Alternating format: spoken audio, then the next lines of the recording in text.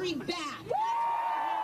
Thank you, everyone. Thank you so much for having me. My name is Alexandria. Some of you may know me as AOC. I'm so happy to be back in Las Vegas.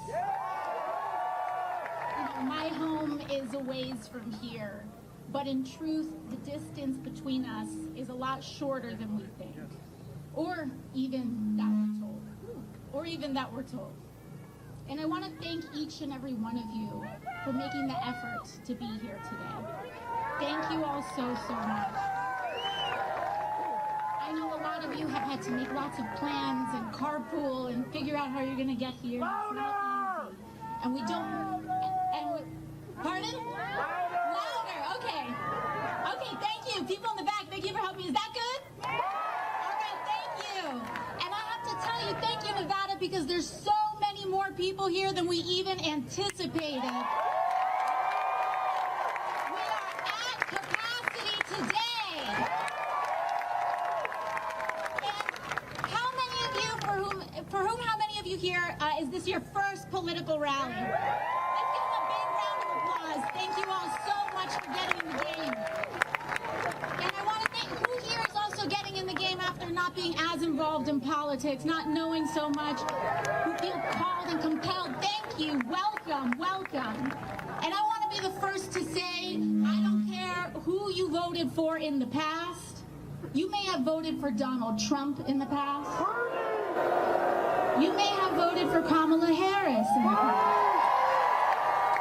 You may have not voted at all in the past, but I want you to know that, but you are here, regardless of all of that. You are here today, and I want to thank you for that. In fact, we're all here together because we share in the frustration and the heartache that comes from watching those in power actively tear or refuse to fight for everyday working Americans like us. And we are here together because an extreme concentration of power and corruption is taking over this country like never before. But we are also here today because we know that a better world is possible. But to get there, we need to be honest about where we are. Because we are witnessing an oligarchy in America. And that is when those with the most economic, political, and technological power destroy the public good to enrich themselves while millions of Americans pay the price.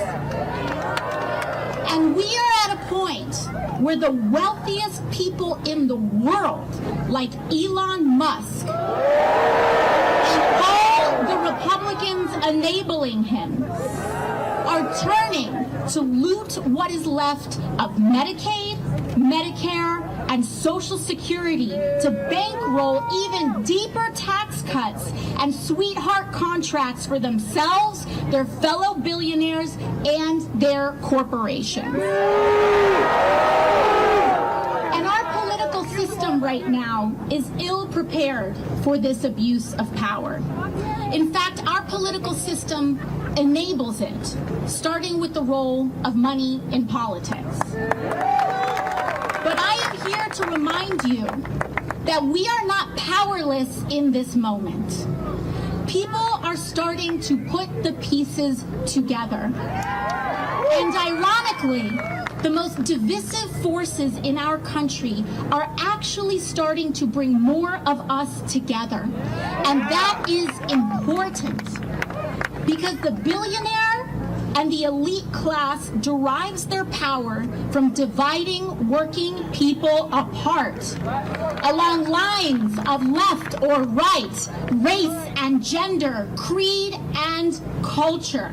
They will throw every label and judgment and cultural debate at us in the book to keep us distracted and from realizing that the only division that is truly hurting our country the most is the endless greed by those at the very, very top at the cost of everyone else. And that is why it has always been up to us, the working class of America. Our power comes from remaining focused, together, and building a movement where there is a place for everyone.